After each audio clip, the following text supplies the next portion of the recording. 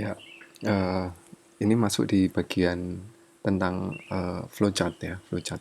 Jadi kita tadi lihat ya bahwa notasi algoritma itu ada tiga ya. Yang pertama deskriptif, yang kedua flowchart, dan yang ketiga dengan menggunakan pseudocode ya.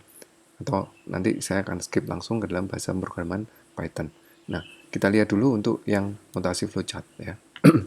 Di notasi flowchart ya. Di notasi flowchart itu eh, bentuknya standar ya, bentuknya standar. Notasi flowchart itu akan selalu diawali oleh eh, awal ya, begin, start dalam bentuk seperti ini, dan diakhiri dengan end. Akan selalu seperti ini bentuknya. Awal kemudian akhir ya. Jadi ketika kita melihat flowchart ya, kita bisa tahu bahwa dia akan diawali dari mana dan berakhir kapan atau berakhir di mana ya. Kalau flowchartnya cuma dua gini ya gampang gitu ya, oh ini awal ini akhir selesai. Tapi kalau flowchartnya udah kompleks, maka yang pertama kali kita lakukan ketika kita membaca satu flowchart adalah kita mencari main atau awalnya atau yang bentuknya seperti ini ya. Kemudian kapan dia berakhir, dia akan selalu berakhir di seperti ini, end ya, berakhir di eh, ketika ada text end seperti ini ya. Ini berlaku standar, berlaku universal ya. Nah, untuk membuat flowchart ya, saran saya kalian bisa menggunakan sebagai sarana untuk berlatih ya, dengan menggunakan program yang namanya Flowgorithm ya. Flowgorithm ini enak dipakai gitu ya, terutama untuk yang baru belajar bahasa pemrograman, bisa menggunakan atau membuat flowchart atau menerapkan algoritma yang dibuatnya pada flowchart dengan menggunakan Flowgorithm ya. Ini tidak wajib ya, artinya kalian nggak harus menginstal ini di PC atau menggunakan ini di PC untuk pelajaran algoritma, tapi akan lebih mudah, kalian akan lebih mudah untuk memahami flowchart ketika kalian melakukan instalasi Flowgorithm dan menjalankan pada PC kalian ya. Nah, ini saya udah install ya, udah install. Kita akan lihat di satu soal latihan ya. Di soal latihan kita, misalkan kita lihat yang sederhana dulu, ini ya, mencari sisi miring ya, mencari sisi miring. Nah, eh, program untuk mencari sisi miring ini logikanya adalah kita meminta inputan ya, meminta masukan A dan B ya. Kemudian kita menghitung, baru kemudian kita mencetak. Nah, di Flowgorithm kita bisa mulai untuk meminta masukan ya, meminta masukan. Ini di klik kanan ya, di klik kanan nanti kalian akan punya bentuk-bentuk seperti ini. Nah, di flowchart itu bentuk itu sudah standar ya. Artinya kalau kita masuk mau minta input, maka kita akan butuh yang bentuk seperti ini. Ya, butuh bentuk seperti ini. Ini trapesium ya. Nah, eh, kita masukkan ya, kita klik di sini input. Nah, sekarang yang diinputkan apa? Yang diinputkan adalah ya A. Ya, kita klik OK. Ya, ada lagi yang diinputkan, ada ya. Setelah menginputkan A, kita menginputkan juga B begini ya. Jadi input A kemudian input B. Nah, kita bisa menjalankan flowchart ini ya. Dengan menggunakan Flowgorithm ini kita bisa merun atau kita bisa menjalankan hasil dari flowchart yang sudah kita buat ya. Ini kalau kita jalankan hasilnya adalah error ya. Errornya kenapa?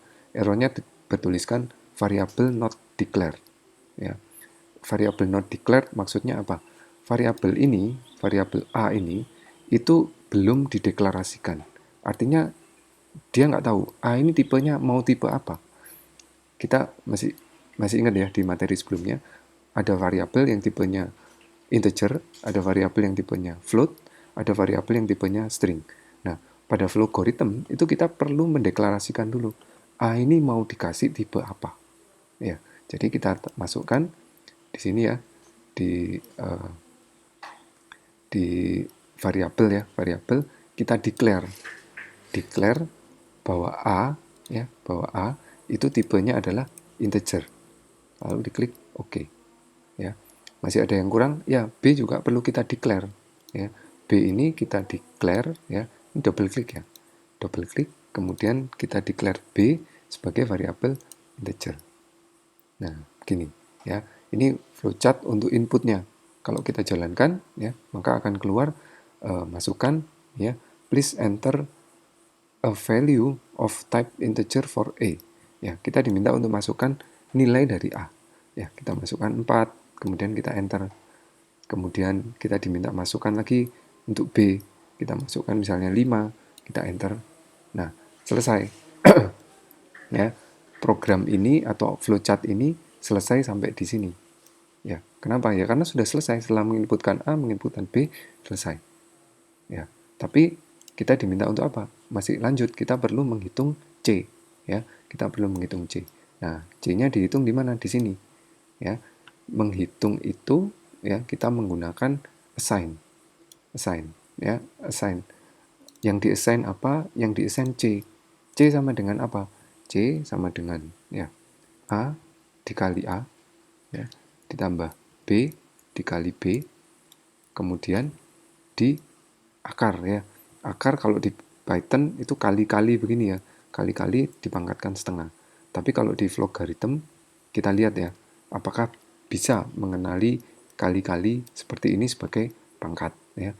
Kalau salah nanti dia akan error. Nah, ini error ya. Expression contains a typo ya. Ada yang salah.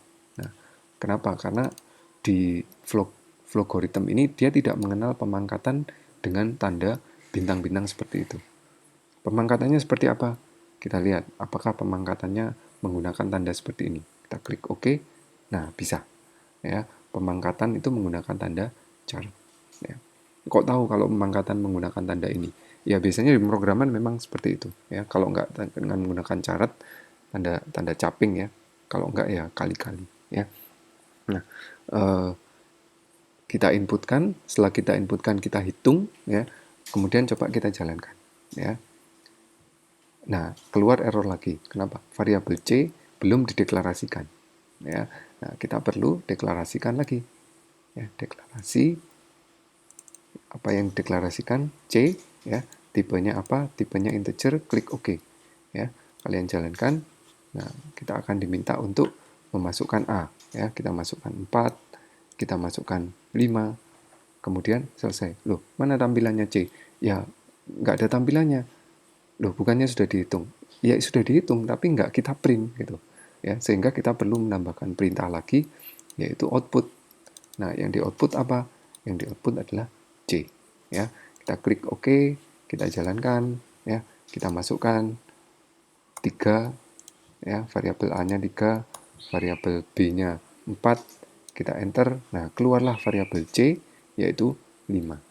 Ya, keluar ya, keluarannya. Ya.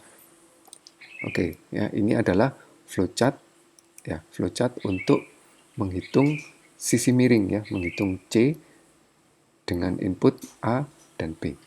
Ya. Nah, dengan menggunakan logarithm ini kita punya satu keuntungan lagi. Keuntungan yang lain yaitu kita bisa langsung mengubah ya dengan menggunakan ya, tools source code viewer, kita bisa langsung ubah menjadi bentuk Python. Ya, jadi sekarang program Python-nya langsung jadi ya, bentuk Python, atau kalau mau bahasa pemrograman lain misalnya kita ubah ke dalam bentuk Java misalnya.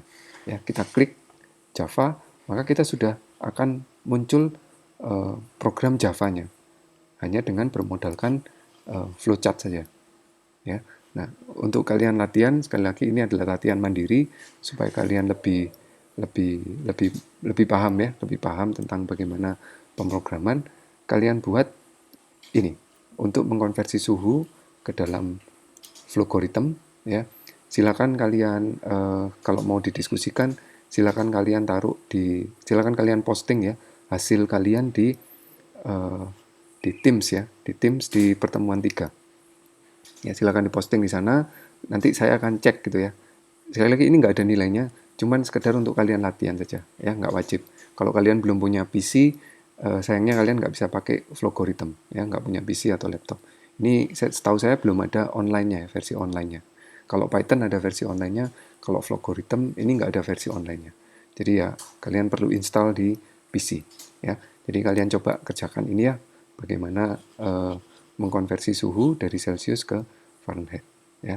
kemudian kalian buat lagi untuk latihan ya, untuk latihan kalian buat ini ya, C sama dengan A sama dengan B, kalian masukkan ke dalam logarithm, kemudian kalian perhatikan hasilnya ya, perhatikan hasilnya.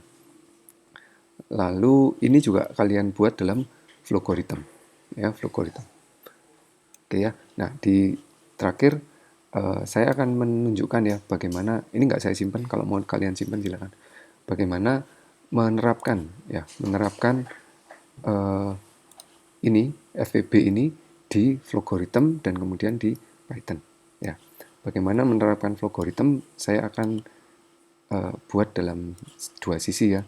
Yang ini notasi dalam deskriptif, kemudian yang ini kita lihat bagaimana menerapkan ke dalam flowchart ya.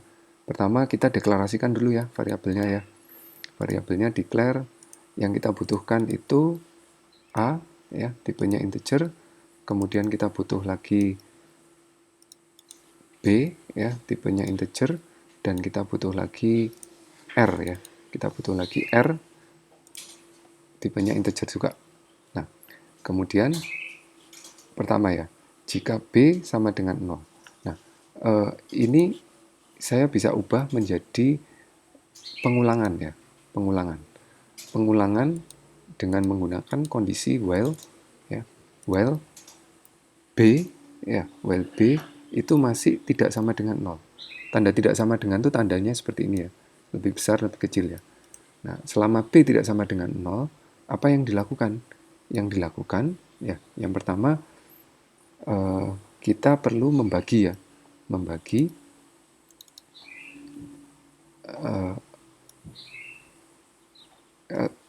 kita perlu mengisi nilai R ya. R adalah sisa bagi dari A dibagi B. Ya, sisa bagi tandanya persen gini ya. Oke. Ya. Kemudian ganti nilai A dengan B ya. Ganti nilai A dengan B yang langkah ketiga ya.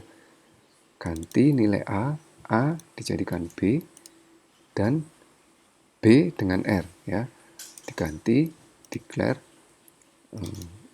oh bukan declare ya, salah ya. Saya hapus dulu.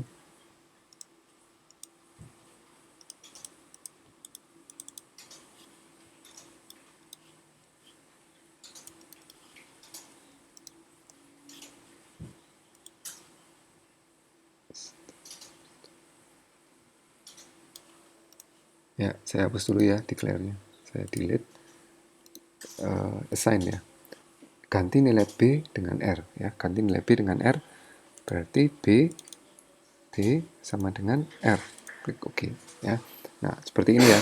Jadi pengulangan ini akan dilakukan selama B masih tidak sama dengan 0. Nah, kalau B-nya sama dengan 0 ya, berarti ya sudah, itu jawabnya gitu. Jawabnya ada di mana? Jawabnya ada di A ya. Oke. Ya. Nah, sekarang kita perlu mendefinisikan A dan B. Nah, A dan B-nya itu tergantung kita mau input atau kita mau assign. Ya, kalau misalnya kita assign ya, A-nya kita assign dengan, kemarin kita nyoba berapa ya? 72 ya. 72. Kemudian B-nya kita assign dengan B kita assign dengan kemarin berapa ya? 64 ya. Klik OK. Nah, kalau sudah hasilnya seperti ini, nah, hasilnya seperti ini, kita jalankan ya. Nah, maka keluarannya adalah 8. Kok 8 bukan 12 ya?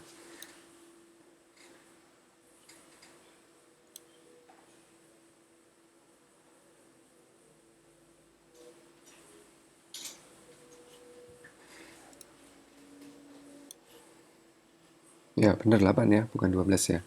64 nggak bisa dibagi 12 ya. Jadi FPB yang terbesar adalah 8. Nah, tentu kita bisa juga ngubah ya. A ini nggak mau, jangan dibuat model assign seperti ini. A ini dibuat aja input gitu ya. Bisa juga. Misalnya di sini kita masukkan input ya. Input nilainya A. Kemudian di bawahnya setelah input A, input input ya. Input B ya. B. Oke. Nah, seperti ini. Nah, ini kalau kita jalankan, maka kita disuruh masuk Dan ini ada yang salah.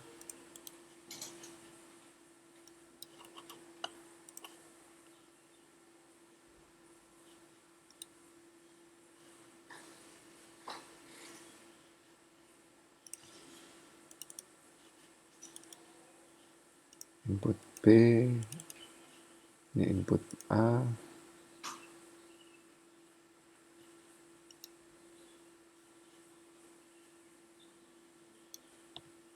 Oh, ini yang salah ya. Saya hapus, oke. Ya, input A misalnya 72 dan 60. Bentar. Nah, ini hasilnya ya 12. Gitu, ya. Jadi ini cara menggunakan flowgorithm ya, cara menggunakan flowgorithm atau membuat flowchart gitu ya. Oke, sampai di sini video ini. Kita lanjut di bagian berikutnya, yaitu menggunakan Python ya, menggunakan Python.